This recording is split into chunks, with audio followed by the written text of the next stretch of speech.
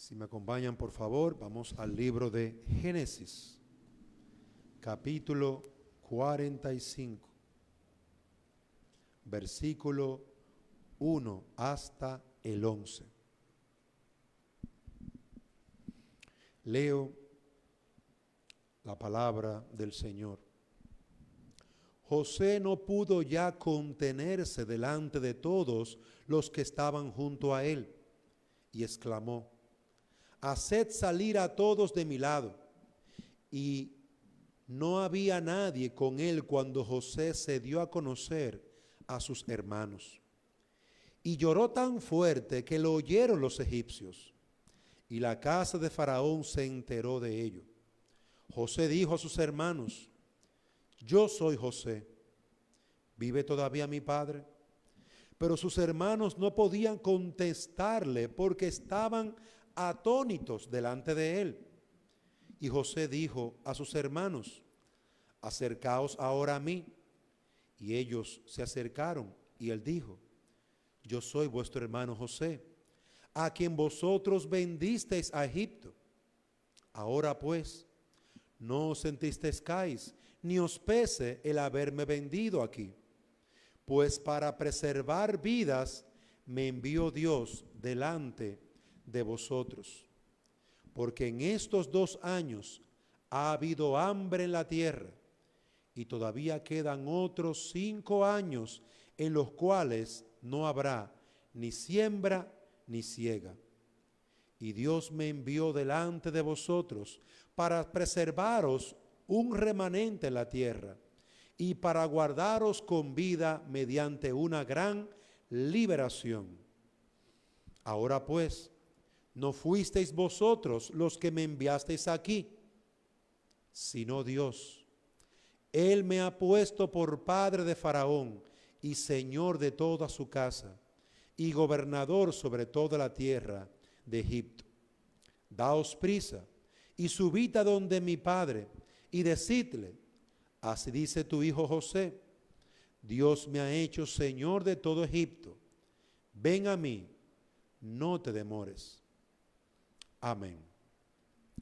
Amados hermanos, aquí encontramos un pasaje donde recordamos a un niño llamado José, el más pequeño de sus hermanos, o uno de los más pequeños, porque tenía otro hermano llamado Benjamín, más pequeño que él.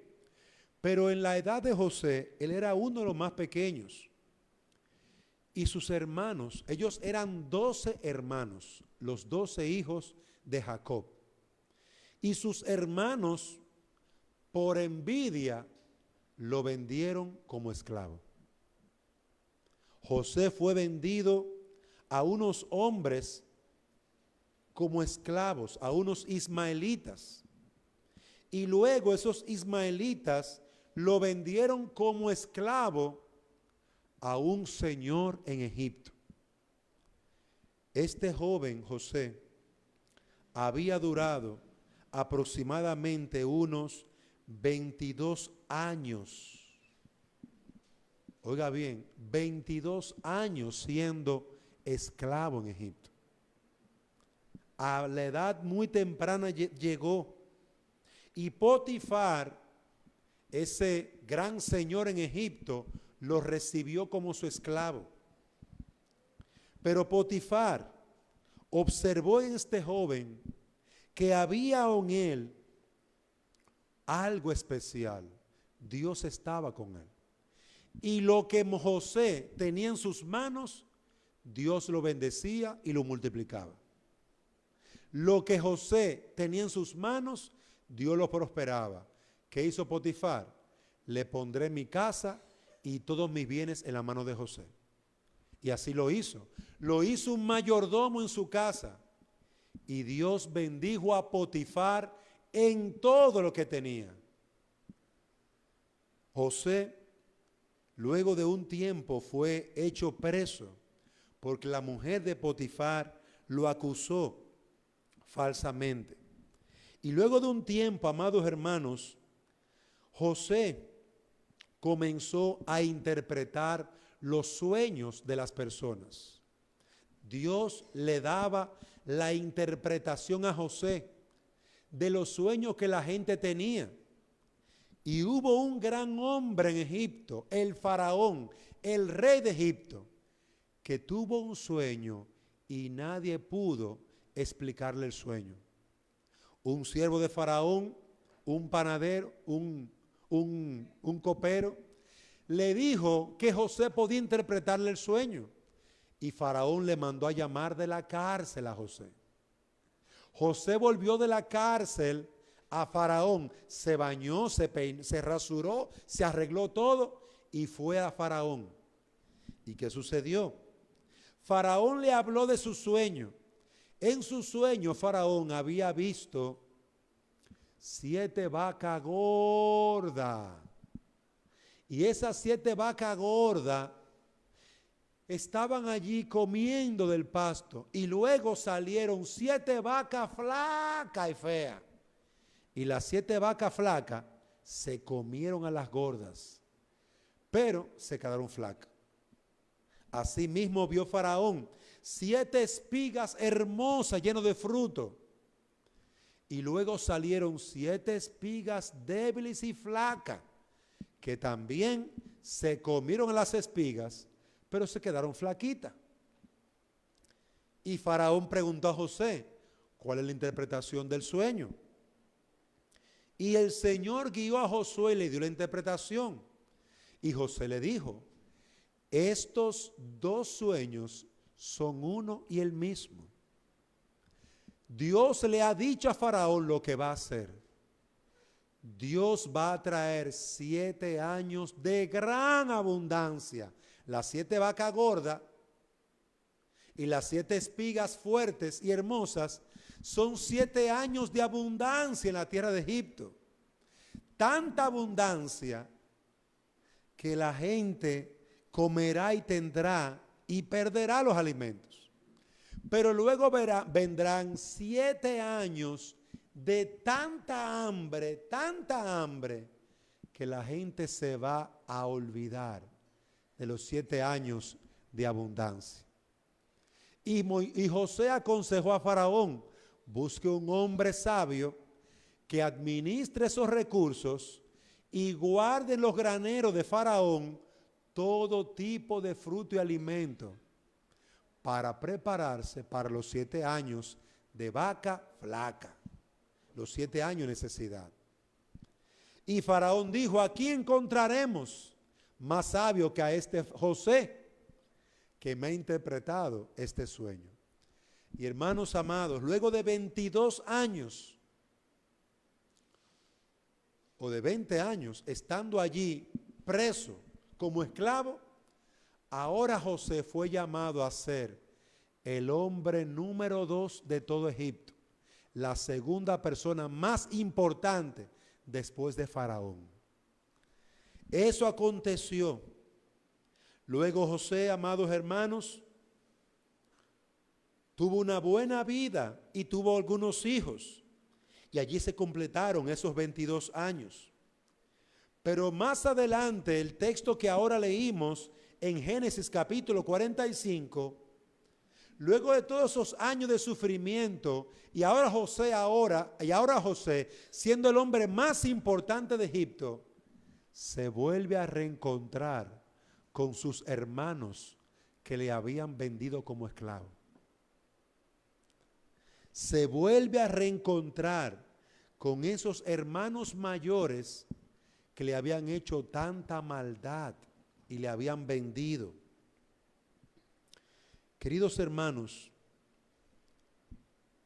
una pregunta quiero hacer. ¿Cómo José fue sostenido por Dios durante 22 años como esclavo? ¿Cómo José pudo tener en su corazón esperanza y gozo en su Señor? Porque este José se mantuvo siendo creyente todos esos años de esclavitud, años de tristeza, años de amargura, porque sus hermanos le habían vendido como un esclavo. ¿Cómo Dios le sostuvo? Y quiero traer básicamente dos puntos. El primero es que José se sostuvo poseyendo una visión de la vida centrada en Dios. Y en segundo lugar, José se sostuvo en medio de su angustia y tristeza, reconociendo al Dios soberano que gobierna en medio de la aflicción y en medio de la abundancia. Veamos entonces nuestro primer punto. Cómo José se sostuvo, cómo José se mantuvo siendo un creyente fiel al Señor por 22 años de esclavitud. Amado hermano, poseyendo una visión de la vida centrada en Dios. José logró, por la gracia de Dios, desarrollar una vida centrada en la persona misma de Dios. Sus padres se los habían robado, arrancado. Él había sido vendido solo a Egipto. Sus propios hermanos lo vendieron. Él no podía tener una vida centrada en su familia. No podía tener una vida centrada en sus hijos. Una vida centrada en su esposo, su esposa. No. Como un esclavo solitario, tuvo que desarrollar una vida centrada en Dios, gobernada por Dios. José entendió que todo actúa según Dios lo determina. José vio que sus hermanos lo vendieron y su conclusión fue: Dios me envió a Egipto. Miren esto. José fue vendido como esclavo, pero él en este capítulo 45 dice a sus hermanos en el versículo 8: ahora pues no fuisteis vosotros los que me enviasteis aquí, sino Dios. Génesis 45, 8, en medio de la tristeza y la tribulación, José no estaba amargado, José no estaba frustrado, no se había hecho enemigo de sus hermanos. José aprendió que aún la alegría como la tribulación, la dificultad como la esclavitud, fueron parte del propósito de Dios para él. Dios gobierna soberanamente en medio de la tribulación. José vio que sus hermanos lo vendieron y su conclusión fue: Dios me envió a Egipto. Dios usó a mis hermanos como un instrumento para prepararme, para capacitarme. Lea conmigo Génesis 45, versículo 5. Ahora pues no os entristezcáis, ni os pese el haberme vendido aquí, pues para preservar vidas me envió Dios delante de vosotros. Miren esto. 22 años de esclavo. Sufrió en la cárcel. Sufrió acusaciones injustas en la casa de Potifar. Preso en una cárcel. La gente se olvidó de José. Y mire a la conclusión a la que él llegó. No fueron vosotros que me enviaron. Dios me envió para preservar vida. Amados hermanos, esta es la visión gloriosa de Dios que tú y yo necesitamos para hacer la obra de Dios solos, para perseverar solos, aunque nadie venga, aunque nadie siga a Dios en este mundo engañoso, en este mundo mentiroso. Muchos dicen seguir a Dios hasta que le tocan sus intereses o se sienten maltratados. Ya, ahí dejan todo, van a buscar otros caminos. José no fue así. José dijo: Dios los usó a ustedes, Dios me envió a Egipto, Dios es el que gobierna sobre estas circunstancias. Mis amados hermanos, José lloró cuando se reencontró con sus hermanos. Las lágrimas de José nos dicen que en una vida centrada en Dios hay tiempo para llorar, hermanos. En una vida donde Dios es glorificado, hay tiempo en el que Dios traerá a tu vida tristeza. Estas lágrimas de José relatan años, 22 largos años de preparación para la obra de Dios, pero también relatan el corazón de este hombre de Dios. Las Escrituras hablan del Señor Jesucristo diciendo: Jesús lloró. Jesús lloró. ¿Qué nos enseña eso? Amados hermanos, que habrá tiempo para nosotros, tiempo donde también lloraremos como José y como Jesús. Lloraremos y Dios va a entender nuestras lágrimas. Dios entiende cuando lloramos. En el versículo 3, lea conmigo, Génesis 45:3. Y José dijo a sus hermanos: yo soy José, ¿vive todavía mi padre? Pero sus hermanos no podían contestarle porque estaban atónitos delante de él. Sus hermanos se quedaron sin poder responder, sin decir nada, boquiabiertos, no tenían palabras. El segundo hombre más poderoso en Egipto estaba delante de ellos llorando. Y para sorpresa de ellos, era su propio hermanito al que habían vendido 22 años atrás. ¡Qué sorpresa! Con razón se quedaron en silencio, boquiabierto. Pero amados hermanos, en el versículo 4 aprendemos también que esta vida centrada en Dios fue lo que sostuvo a José. Dice el versículo 4: y José dijo a sus hermanos: acercaos ahora a mí. Y ellos se acercaron, y él dijo: yo soy vuestro hermano José, a quien vosotros vendisteis a Egipto. En el versículo 4 hallamos que el tener una vida centrada en Dios no va a borrar las aflicciones, no va a borrar las pesadas cargas que tenemos. Él les recuerda: el que vendisteis a Egipto, ustedes me vendieron.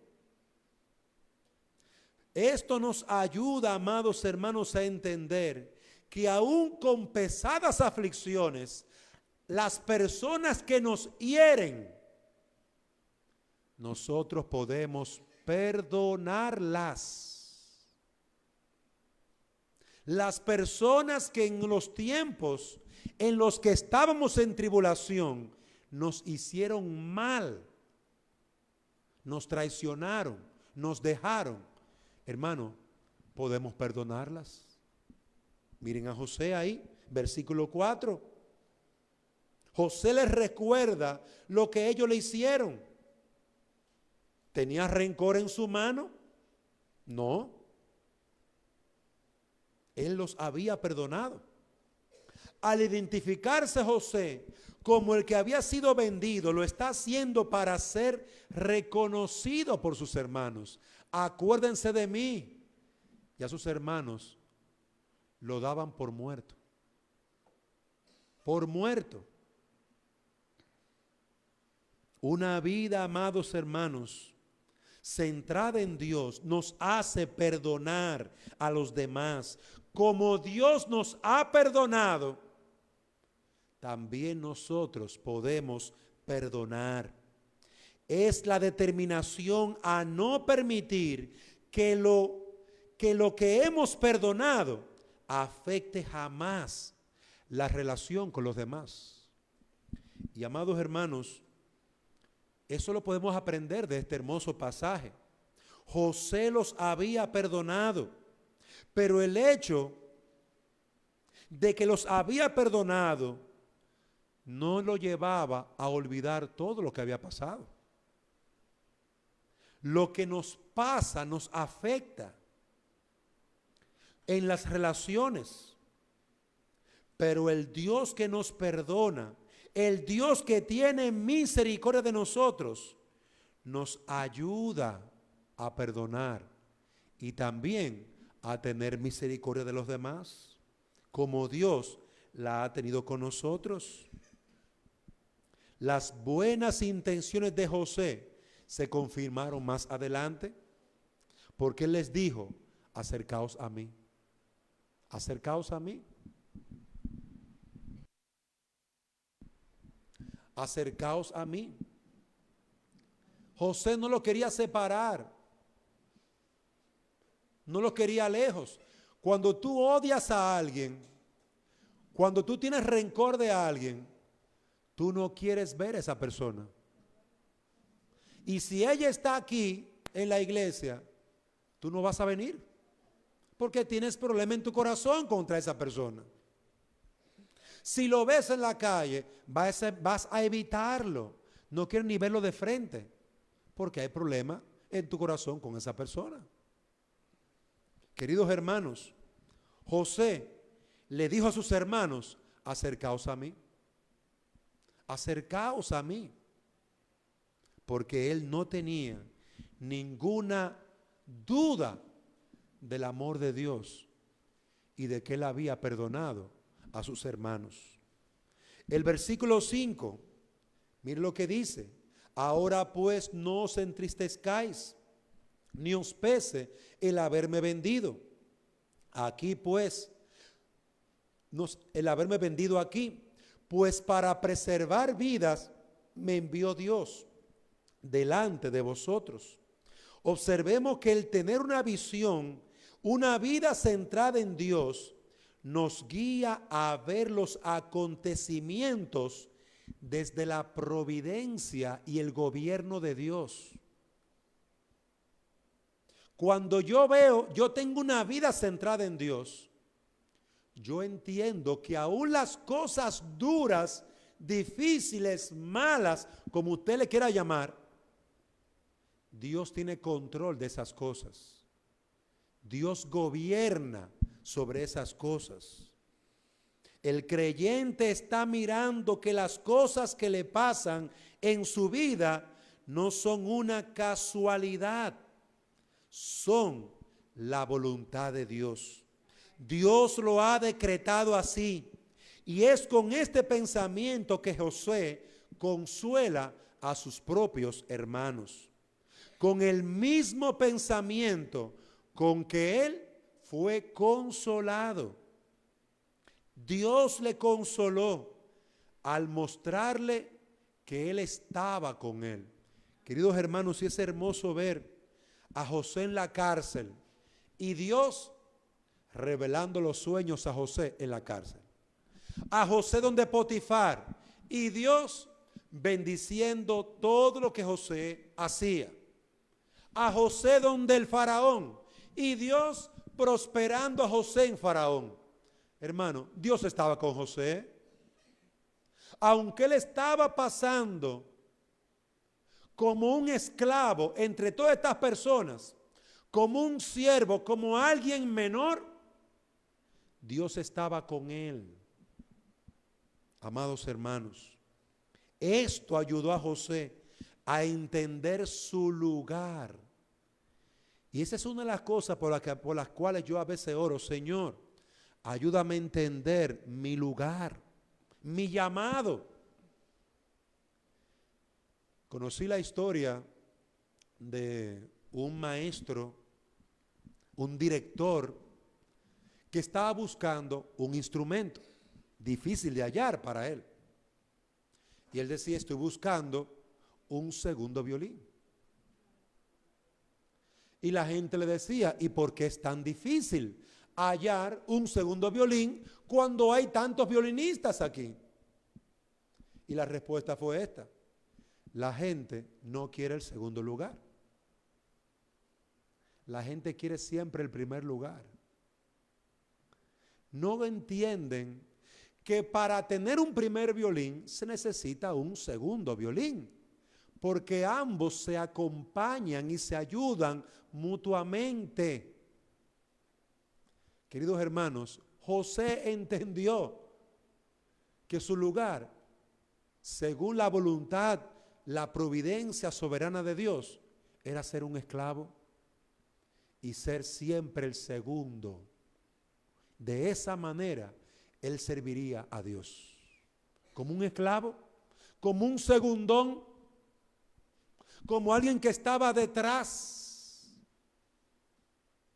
sirviendo fielmente al Señor. Queridos hermanos, este pensamiento ayudó a José a entender la importancia de su llamado.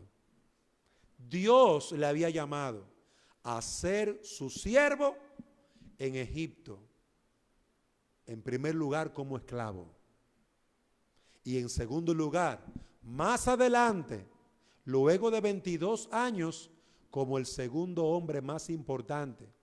¿Y sabe qué? Los dos lugares para José no tuvieron diferencia. Él seguía siendo, él aprendió a ser el segundo hombre, porque el primero era Dios. Dios es el primero y José era el segundo. A José no le importaba ser enviado a Egipto, ser enviado a Canaán, ser enviado a Santo Domingo, ser enviado a Estados Unidos, ser enviado donde sea. Él era el segundo. ¿Quién era el primero? Dios. Era Dios el primero. Dios está en su trono. Y no es a pesar de los problemas, como algunos dicen. No, tus problemas son parte del gran rompecabezas del gobierno de Dios en el mundo. No solamente en Juticalpa, en el mundo. Tienes que tener una visión más amplia si quieres avanzar y no tirar la toalla. Necesitas tener una visión centrada en la gloria de Dios y entender que a través de su providencia Él dirige y gobierna todas las cosas conforme a su santo y sabio propósito. Y tú no eres llamado a ser el primero, tú eres llamado a ser el segundo. Entender eso traerá esperanza y fortaleza a tu alma, porque tus problemas son parte del gran rompecabezas de Dios. Y en ti, ¿cuál es el tipo de pensamiento que debe de gobernar tu mente? Uno muy sencillo: a Dios sea la gloria y yo soy su siervo, el segundo, o el tercero, o el cuarto, o el quinto, o el último de la fila, pero soy el siervo del Señor. Pero te pregunto a ti, mi amado hermano, ¿cuál es tu pensamiento? ¿Quién gobierna tu vida y tu mente y tu alma? ¿Sigues creyendo que eres tú? ¿Sigues creyendo que son tus hijos, tu familia? No, esa es la visión humanista. El hombre, el centro. No es así, hermano. El centro es Dios. El centro es Dios. Tu relación con tu matrimonio será desdichada y triste cuando tú tengas a tu esposo, a tu esposa como el centro de todo. Porque mire, después que usted tiene años sirviendo a esos cabezones, le salen con unos disparates, como que usted no es nada. Y usted tiene años sirviéndole. Y usted va a ver su mundo caerse si el centro de su vida es esa persona y no Dios. Los padres criando a sus hijos. Si tus hijos fueran unos malagradecidos y tú tuvieras a tus hijos como el centro de tu vida, tu mundo se caería. Porque mira, he dado 40, 20 con fulana y 30 con sutano. Pedro y Juan, entre todos 50 años de mi vida. ¿Para qué? Para que me menosprecien, para que me falten el respeto. Si tú tienes a tus hijos en el centro de tu vida como tu Dios, eso será una gran desgracia. Y obviamente te querrás morir. Pero si tu centro es Dios y el centro de todo lo que tú haces es la gloria de Dios, ya sea que te lo agradezcan o no te lo agradezcan, tú sigues viviendo en paz, porque tu paz no viene del hombre, viene de Dios. Sí, puedes tener gozo, porque tu gozo no viene del hombre, viene de Dios. Es una visión centrada en Dios, no es una visión centrada en el hombre. Por eso el apóstol Pablo dice en Gálatas 5:20, manifiestas son las obras de la carne. He aquí una persona centrada en el hombre. Aquí están sus obras: pleitos, enemistades, celo, ira, contienda, disensiones, chisme, etcétera, etcétera, etcétera. Esas son las obras de una persona centrada en el hombre. He aquí Efesios 4:31, dice el apóstol Pablo: quítense de vosotros toda amargura, enojo, ira, gritería, maledicencia y toda malicia. Esas son las cosas del mundo. Si tú vas a tener una visión celestial, una vida centrada en Dios, usted no puede vivir con esas cosas. Deje esa malicia, deje esa ira, deje esos celos, esa disensión, esa contienda, deje esa gritería, deje eso. Que a mí no me dan el lugar que me corresponde. Deja eso, no lo busques. No quieras ese lugar. No lo busques. Un hombre, una mujer que posee una vida centrada en Dios, verá todo dentro del gobierno soberano de Dios.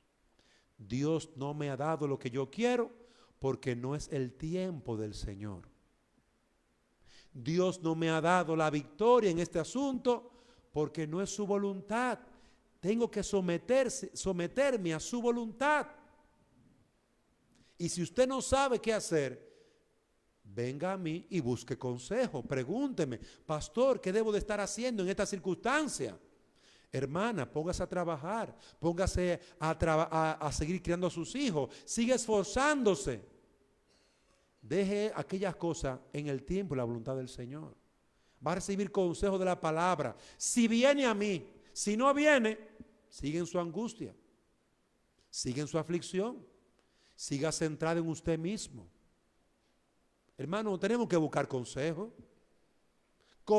de la palabra de Dios. Pero si buscamos consejo de los hombres impíos, no se sorprenda que la manden a tirarse del puente. Vaya y tírese del puente para que se acaben todos sus problemas. No se sorprenda cuando le digan: ay, la pobre, tan abusadores que son contigo. Y entonces te pongan te entierren más en la lástima y en el dolor para que tú hagas una locura. O como son los hombres y mujeres de estos días en su psicología mundana. No, mi hija, bote ese hombre y búscate más otro hombre.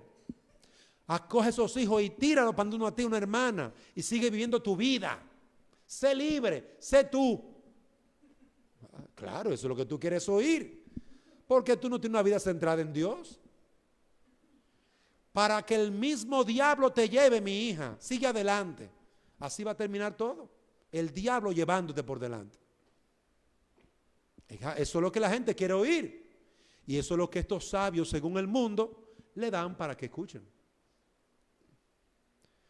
En último lugar, Dijimos que él poseía una vida centrada en Dios. ¿Cómo José logró por 22 años, amados hermanos, mantenerse fiel? Versículos 7 al 8, lea conmigo, Génesis 45. Y Dios me envió delante de vosotros para preservaros un remanente en la tierra y para guardaros en vida mediante una gran liberación. Ahora pues, no fuisteis vosotros los que me enviasteis aquí, sino Dios. Y Él me ha puesto por padre de Faraón y señor de toda su casa y gobernador sobre toda la tierra de Egipto. Él reconocía al Dios que gobierna sobre todo. Hermanos, miren cómo José reconoce que Dios es soberano. Dios gobierna sobre todo. Yo era un esclavo y ahora estoy sentado al lado de Faraón. ¿Quién hizo eso? ¿Yo? No, Dios. En los versículos 7 al 8, José se muestra a sus hermanos como un hombre que posee una perspectiva, una manera de ver la vida diferente. Mientras ustedes piensan que yo llegué aquí por casualidad, por mala suerte, José dice, así pues, no me enviasteis acá vosotros, sino Dios. Versículo 8. Miren una visión de Dios. ¿Cómo era Dios en la mente de José? ¿Pequeño y débil o grande y todopoderoso? Que podía sacar a un hombre de una cárcel y convertirlo en la segunda persona más poderosa de una nación entera. ¿Cómo es ese Dios? ¿Grande o pequeño? Grande, tan grande que de tu ser un vendedor de verdura te puede llevar a ser presidente de la república. ¿Por qué? Porque es su voluntad. Mis amados hermanos, no es la primera vez que José piensa en Dios. Tome en cuenta que el Dios soberano es el que lo ha tomado para hacer su obra. Observen cómo él vivía siempre tomando en cuenta a Dios. Esto lo mantuvo vivo. Tomar siempre en cuenta a Dios. Cuando estaba delante de la mujer de Potifar y era seducido por ella, lo que más le preocupaba a José era: ¿cómo haría yo este grande mal? Y pecaría contra Dios. Observe, él estaba preso y dijo al copero y al panadero: ¿no son de Dios las interpretaciones?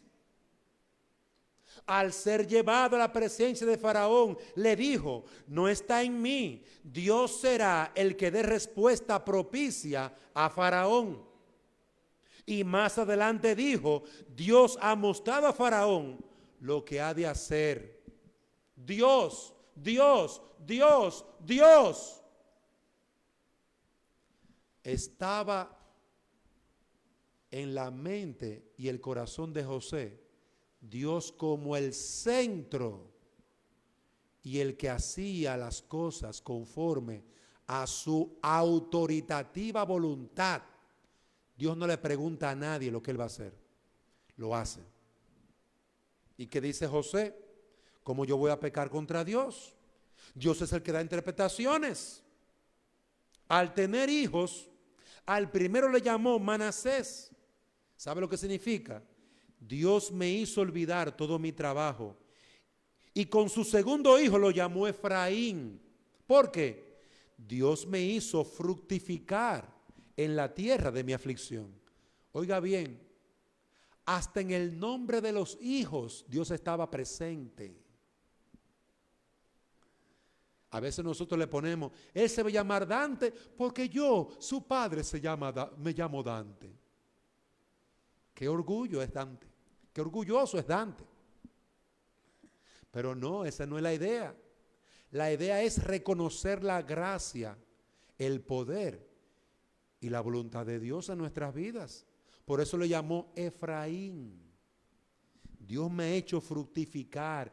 Dios me bendijo donde yo era un esclavo. Dios no se olvidó de mí. Pero él tomaba en cuenta a Dios en medio de su providencia y sus pensamientos, sus acciones, sus motivos lo fue conformando a la voluntad de Dios. Por esto es que José podía decir que cuando sus hermanos le estaban vendiendo a Egipto, era Dios quien le estaba vendiendo o enviando a Egipto. Era Dios quien le estaba vendiendo o, si queremos usar otra palabra, enviando a Egipto. Era Dios que lo estaba haciendo. Dios, el Dios soberano, estaba haciendo uso de la maldad de sus hermanos para enviar a José a Egipto. Dios no hizo maldad. Sus hermanos lo odiaban. Pero era Dios que estaba detrás haciendo su voluntad. Y estos impíos no le interesaban hacer la voluntad de Dios, pero sin saberlo, la estaban cumpliendo. No les interesaba hacer bien a José. Mire, si los hermanos de José se hubieran imaginado que José iba a ser el segundo de Egipto, en vez de venderlo, lo matan. Mejor muerto que vivo. Porque eran hombres egoístas. Pero Dios lo liberó de su muerte. Porque, amado hermano, si uno ve la historia, la vida de José en Génesis, la realidad era que sus hermanos lo querían matar. Pero Dios usó a Rubén para que no lo mataran. Y al final,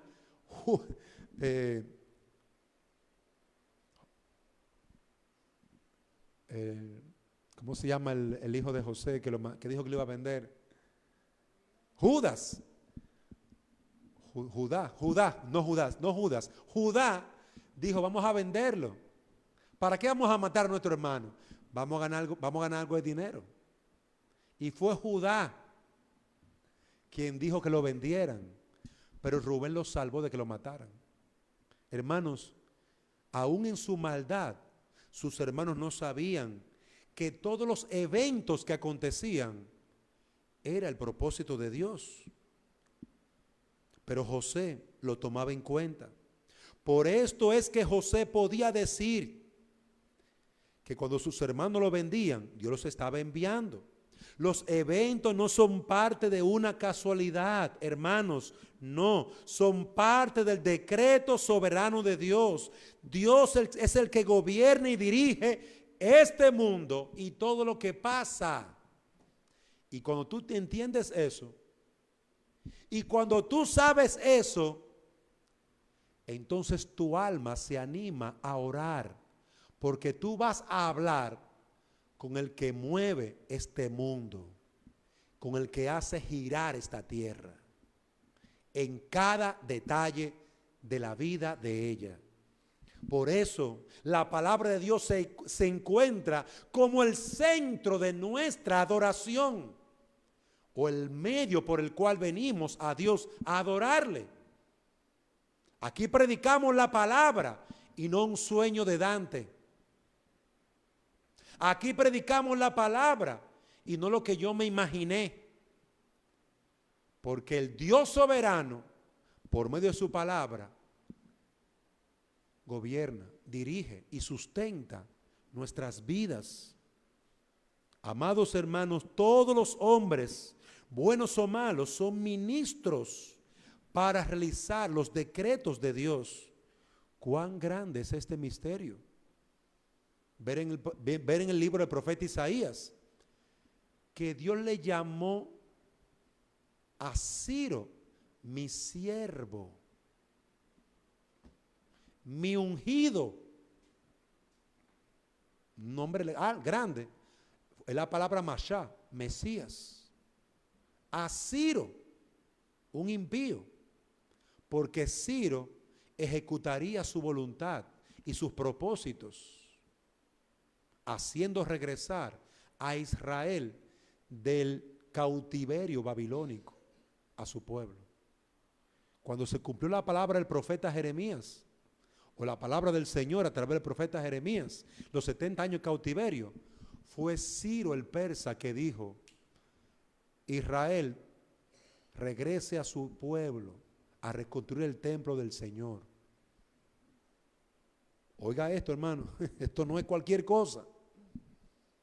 Si solamente cantamos, si solamente tuviéramos esta perspectiva clara de que Dios es el que gobierna a los hombres, podríamos sobrellevar nuestras luchas, enfermedades y cargas.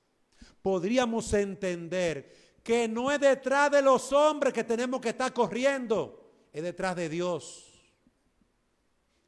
Yo no tengo que estar detrás de mi esposa para venir a la iglesia. Yo estoy detrás de Dios. Yo no vengo a mi iglesia aquí porque Yami viene o porque Benecer viene. No, yo vengo porque tengo un compromiso con el Señor de los ejércitos, con Jehová de los ejércitos, con el Dios soberano que gobierna y dirige todas las cosas. Hermanos, necesitamos tener una visión más amplia, centrada en Dios en primer lugar y en su gloria, en su majestad, en que Él es el soberano. El Señor muestra su voluntad. Las cosas se ejecutan conforme a su designio y propósito.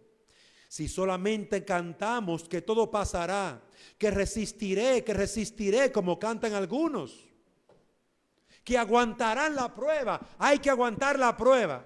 Hermanos, si solo vivimos aguantando la prueba, entonces, ¿qué visión tenemos del mundo? Una visión humanista. Aguanta, soporta todo lo que tú puedas. Es una visión humanista, centrada en mí, que puedo soportar. Y no es así. El Hijo de Dios, la hija de Dios, debe tener una visión centrada en Dios. Y termino con estas aplicaciones. Amado hermano, hermana, ¿posees una visión de la vida centrada en Dios? ¿Es Dios el centro en tu vida? ¿O tú actúas de acuerdo a lo que los hombres hacen o determinan que tú hagas? ¿Es Dios, la palabra de Dios, lo que gobierna y dirige tu vida? ¿Reconoces en todas las cosas a Dios? ¿En todo? Si te va bien en la clase, si te va mal, ¿reconoces a Dios en eso? ¿Reconoces a Dios en tus actividades, en tu trabajo? ¿Oras? ¿Le predicas a las personas en tu trabajo? Porque tú sabes que esas personas también darán cuenta delante de Dios. ¿Reconoces a Dios en tus actividades del fútbol? Cuando vas a jugar, ¿le pides a Dios la victoria? ¿Le pides a Dios que te ayude? Cuando vas a entrenar, ¿le pides a Dios que te dé sabiduría, que te permita mejorar? ¿O es simplemente tu propio esfuerzo? Con razón, muchos creyentes viven una vida cristiana débil y floja, porque dependen de cómo se sienta la amiga, el amigo, el primo, de cómo me vaya en el trabajo, de cómo me vaya con los hijos, de cómo me vaya con la familia. Si estoy mal con mis hijos, estoy mal, ni me congrego. Una vida centrada en el hombre. Si estoy mal con mi esposo, ¿para qué ir a la iglesia? Una vida centrada en el hombre. Si me va mal en los exámenes, me quiero morir. Y literalmente algunos jóvenes piensan que si le quitan el celular, mejor morirse. Si le quitan el celular, oye, qué tontera, el celular. Mis amigos, tú no entiendes lo que yo sufro. Es que tu vida está centrada en el hombre y no en Dios. Eres un idólatra, arrepiéntete. Deja tu idolatría. La gente piensa que depende del otro, de mis amigos. Si te dicen que tú eres fea, se te cae el mundo porque tus amigos te dijeron. ¿Y si tus amigos son unos estúpidos, locos? ¿Y si tus amigos son unos impíos, perversos? ¿Te vas a morir por esos necios? No. Deja de tener una vida centrada en el hombre. Señores, esto es serio. El mundo se mueve por el miedo, el temor. Y estas grandes naciones les encantan hacer eso. Mantener a la gente bajo el temor. Aún predicadores. Hay un grupo de ahí de apóstoles y apóstolas y todo eso que les gusta traer todo el tiempo una revelación de juicio. Y está todo el mundo así asustado porque hay que ver qué va a hablar Dios a través del apóstol o de la mujer, la apóstola. Así como la gente vive centrada en el hombre.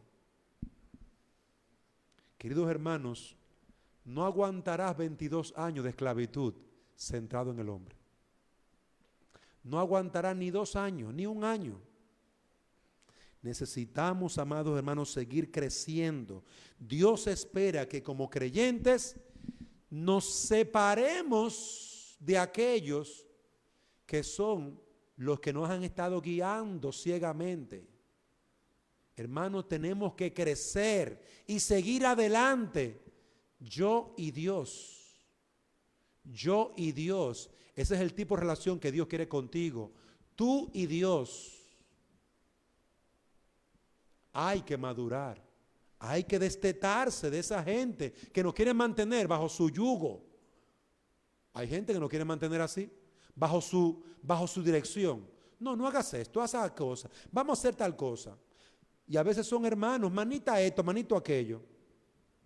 Pero te mantienen dirigiéndote como si tú fueras un muchacho. No hacemos nada por la fe, por obediencia a la palabra. Todo depende si me lo dice la hermana fulana o el hermano fulano.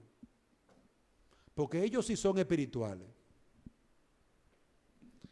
Un engaño en tu propio corazón te ha hecho Satanás. Amados hermanos, ¿cómo lograremos perdonar? ¿Cómo? Si vivimos centrados en el hombre, ¿cómo vamos a perdonar al otro? Vamos a tener que estar brincando de lugar en lugar, porque cuando tengo un problema con alguien, no puedo perdonar. ¿Y qué hago? Salgo corriendo, huyo. Miren cómo una vida centrada en mí mismo, en yo como el centro, me hace separarme de mis amigos, hermanos, la iglesia y todo lo demás. Hay gente que por esa vida centrada en sí mismo se meten en un cuarto solo y hasta locos se vuelven. Se vuelven locos porque hay problema en esa cabeza. Hay problema en ese corazón. Deja de confiar en ti mismo y busca al Señor. Confía en el Señor. Entiende que Él es el soberano. Y si Él no te da lo que tú quieres, esa es su santa voluntad. Y tú sométete al Señor. Amados hermanos, Dios nos ayuda a poder entender esto. Amigo que me escucha, joven que me escucha, ¿hasta cuándo pensarás que resistir es la respuesta correcta a Dios? Tú puedes resistir toda tu vida y negarte al Señor y apartarte del Señor toda tu vida, pero tú serás siempre un esclavo de tu pecado. Siempre un esclavo de tu pecado y un esclavo de tus pasiones. ¿Hasta cuándo estaremos simplemente dando la espalda a Dios y a Cristo? ¿Hasta cuándo te autocompadecerás de ti mismo? ¿Hasta cuándo? Porque es autocompasión. Ay, yo el pobre, ay, yo la pobre. Dios tiene que entenderme. Cuando yo tenga tiempo, cuando yo piense bien lo que voy a hacer. Joven, sin Cristo, sin Dios, no tienes esperanza. Y la Biblia lo repite una y otra y otra y otra y otra. ¿Saben lo que hicieron los israelitas cuando llegaron allá a Babilonia? Y duraron 70 años como esclavos.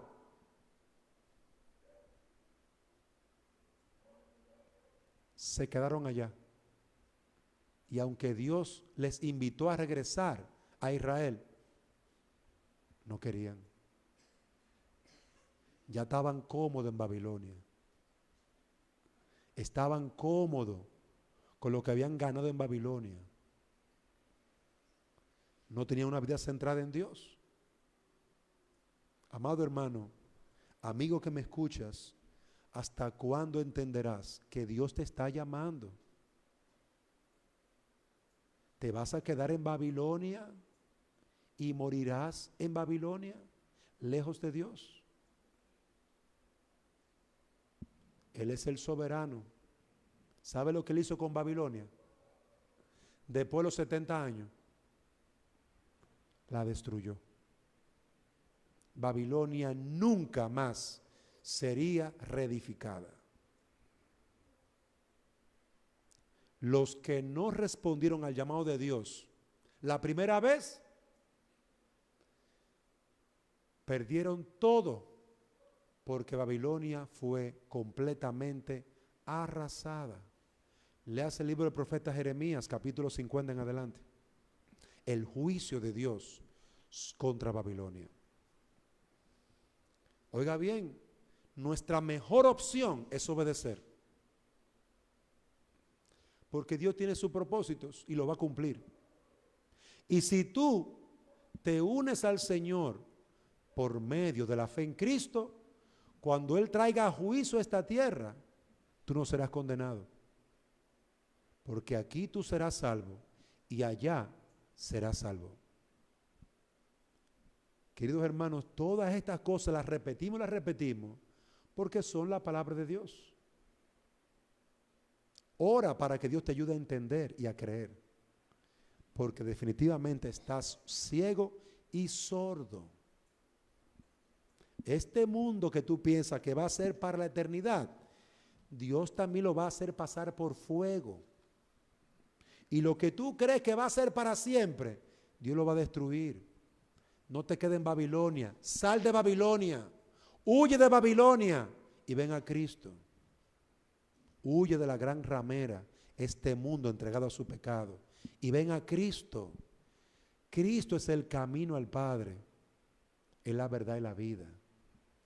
Huye y ven a Cristo. Padre, damos gracias por tu palabra que en todo este hermoso día tú nos has concedido.